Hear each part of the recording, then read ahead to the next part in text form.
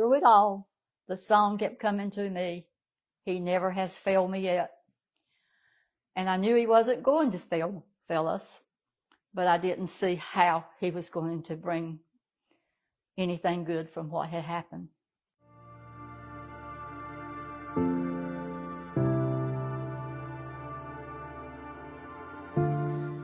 In September of 2018, we all got word that Hurricane Florence was headed our way. I had driven a lady to Fort Bragg who is legally blind, and on our way back, we left early that day because they were closing the base down. On Highway 40, there was so much traffic, and we knew that there had to be some really bad news coming our way. But we really didn't think that we were going to get the brunt of the storm that we got. I came on home, and the family got together that afternoon, and we all decided that we were going to be okay, that we would stay here and wait out the storm. So everybody went to their homes, and everything seemed okay. It was raining, and wind was blowing some, but not really bad.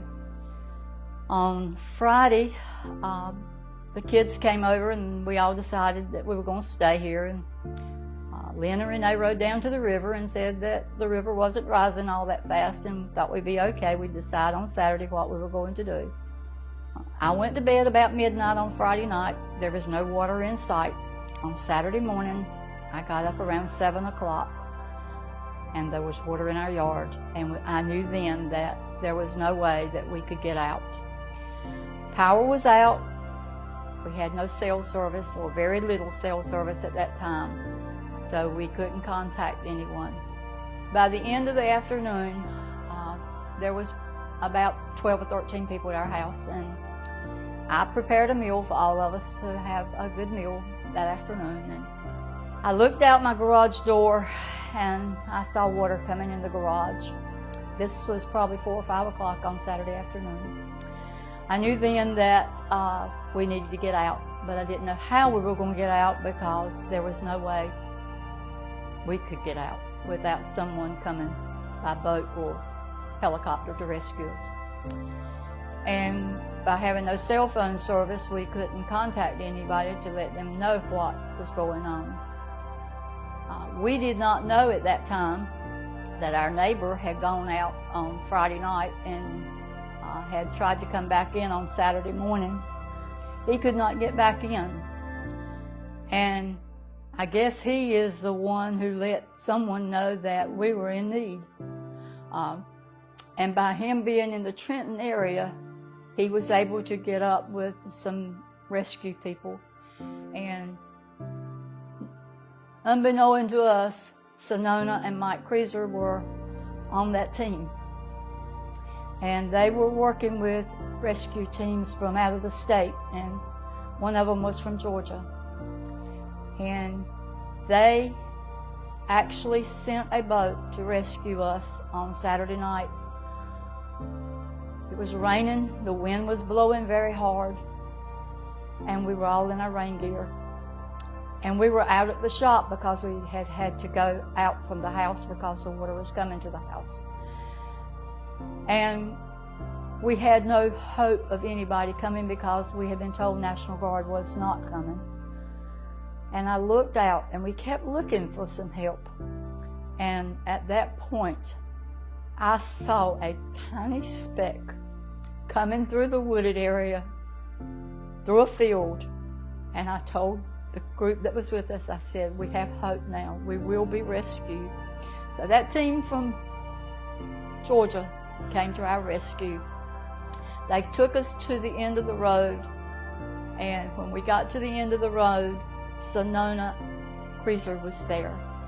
I did not know who she was to start with, and she did not know who we were. But I heard her talk, and I knew it was her. And then I said to her, I said, Sonona. She said, Miss Geraldine, what are y'all doing? I said, you all just rescued us. I said, we were devastated. We didn't know what we were going to do. She said, well, where are you going now? I said, we have no idea. She said, I know, you're going to our house. And we all went to Sonona's house. And Sonona had beds for every one of us to stay at her house and in her camper. At that point, Crystal and Jack were able to get in contact with us because they live at Sandy Bottom. Crystal came and picked us up, our entire family, took us to their house where we spent, Felton and I actually spent about a month with Crystal and Jack. The other members of the family came back probably a week or so after that. But thankful for friends like Jack and Crystal and Sonona and Mike, we had a place to stay.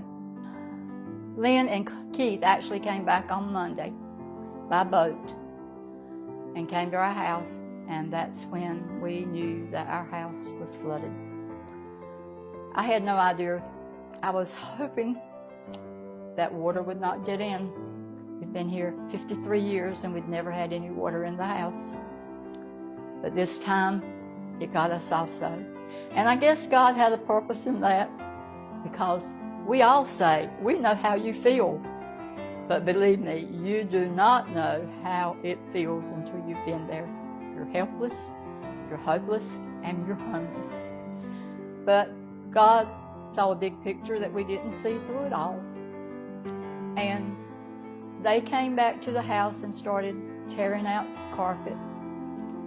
They picked up freezer-fulls of food that had washed out of our garage, turned the freezers over and dumped all the food in the yard.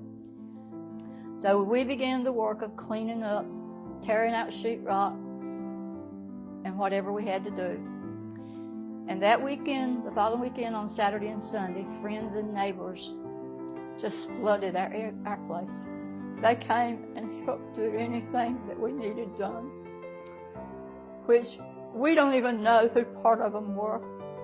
We have received blessings from people far and wide that we have no idea who they are. And it's like a fog. I don't remember everybody that came. I don't remember everything that was done. We were just taking minute by minute at that time. And as Renee has said later on, we took hour by hour, and then we were able to take day by day until everything fell into place as God planned it all along. We started cleaning up, doing what we could do, and we contacted some people or organizations that we thought could help us after we had gutted our houses. We contacted organizations, and they told us that they didn't do anything as far as reconstruction at that time, that was the next phase. Well, we were ready to see some renovation start. So we started doing some things that we could do. And we had contacted Samaritans Purse at the beginning and were told that they did not come into Jones County because it was so far away from where they were set up. But we didn't give up, and Judy Eubanks from our church made a phone call to Samaritans Purse, and they told her that they would get in contact with us. They called us. Dan and Pat called us and set up a time to come to the house to meet with us. They came on a Tuesday, and they told us they were such sweet people, and we knew that they were Christian people and they were going to do what they could do for us, but we knew their hands were tied also because he had to come through the office at Boone, North Carolina. They gave us all the information, the application to fill out, and I began working on that. They told us that we could mail it to them. I began working on it, and there was lots of paperwork that I had to gather to fill out that application. But by Saturday, I had it all finished. And on Sunday, I felt impressed to take it to church with me and have it anointed. And we did. On Monday, I hand-delivered it to New Bern, but the devil tried to defeat me. When I got there, I knocked on the church door, and there was no answer. I called Pat's phone, no answer. I called Dan's phone, no answer. So I was about ready to give up. I went to the car, I cranked my car, and I saw a lady walk out of the church. And I went and met her and asked her, I said, is there anyone in the church? She said, yes, ma'am. I said, well, I've knocked on the door and I got no answer. She said, well, there's a bell you need to ring. And she showed me where it was, and I rung it. And Pat, my Samaritan angel, came to the door. And a great big smile came on her face as well as my face. We went into her office and we began praying. We prayed over that application also. And she told me, she said, I don't know when you will hear from them. It'll probably be several weeks. That was on Monday. And on the following Monday, we got a call from Dan and Pat that we had been approved by Samaritans Purse to assist us. Not knowing how much they would do, we didn't know what to expect.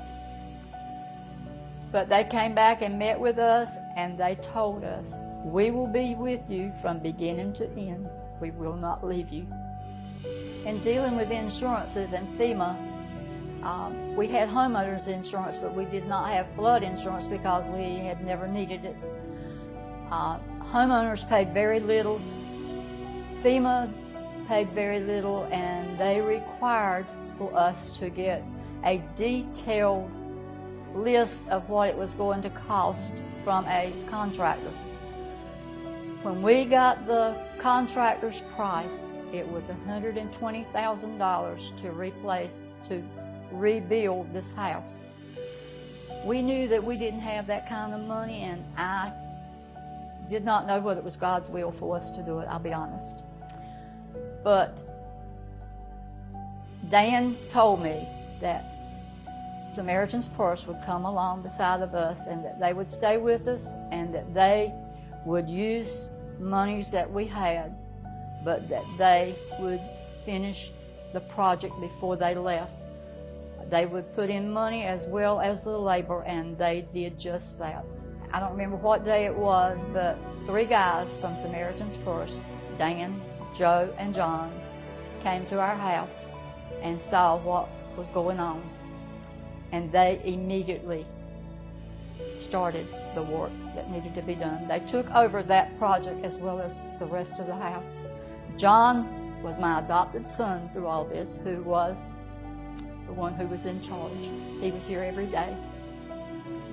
And there were people from all over the USA that came as volunteers to help Samaritans Purse.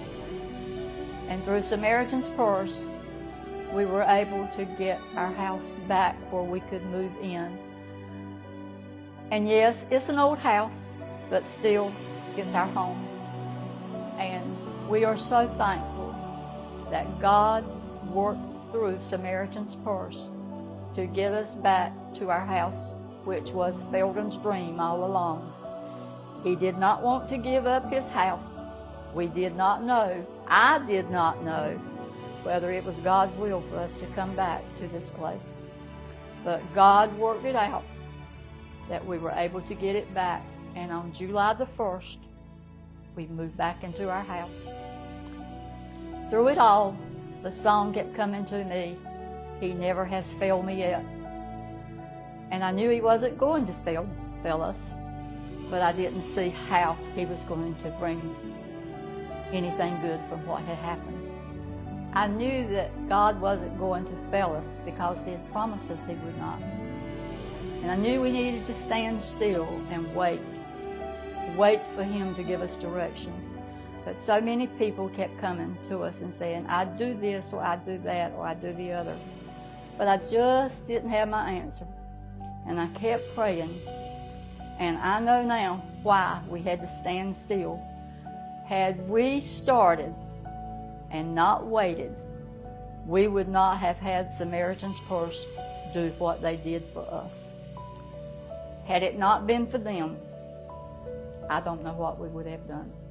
So if you are looking for a group, an organization to support financially, with your prayers, whatever, I highly recommend Samaritans Purse. They have been faithful.